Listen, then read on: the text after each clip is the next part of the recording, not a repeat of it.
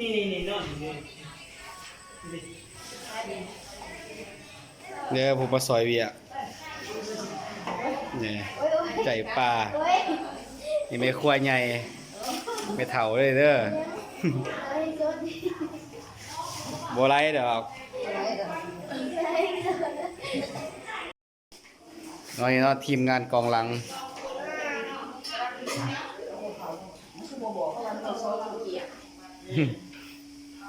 ทีมงานกองหลังกำลังบดเตรียมผ้าเขาลุกแต่เด็กน้อยนะเตรียมบำรุงก่อนเหมือนว่า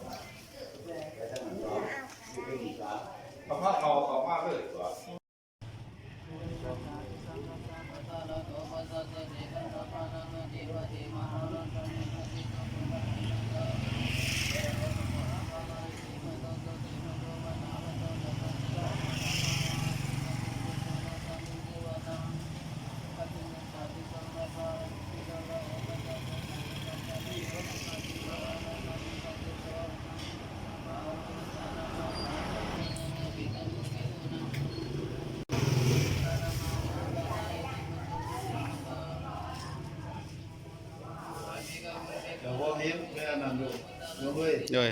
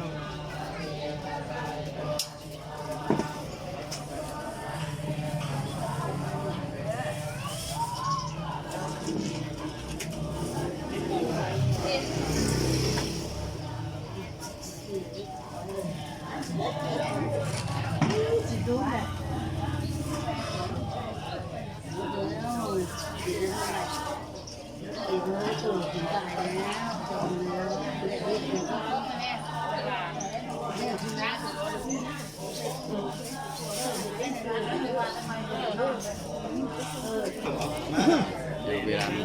เข้าใจตัวแดงคือกดถ่ายภาพตัวแดงมันมีตีแสดงมันยุดเลยตัดเลย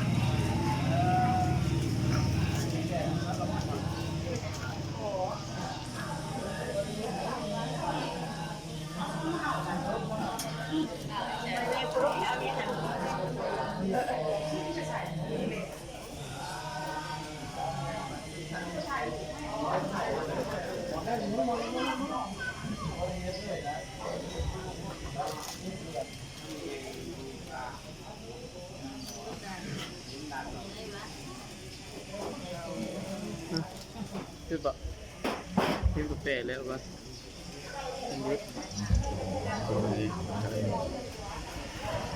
นะครับผมกาแฟ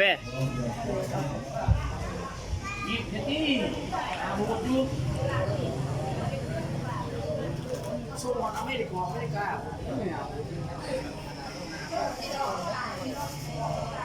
ค่บูไม่ใช่เห็นร้านนี้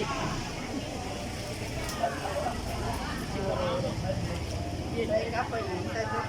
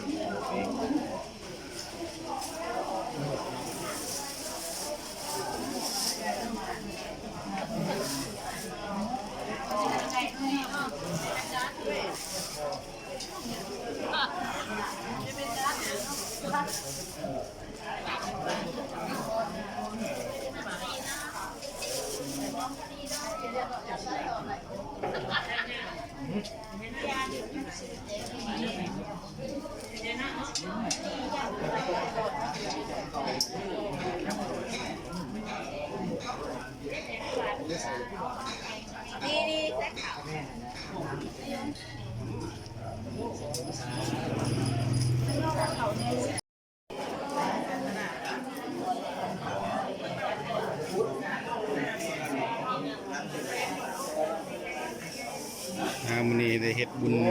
100 วันให้แม่อรไทยวงศ์ถาวรเนาะก็เลยอยู่บ้านสะพายในวันที่16วันนี้เป็นวันที่17เนาะมาใส่บาตร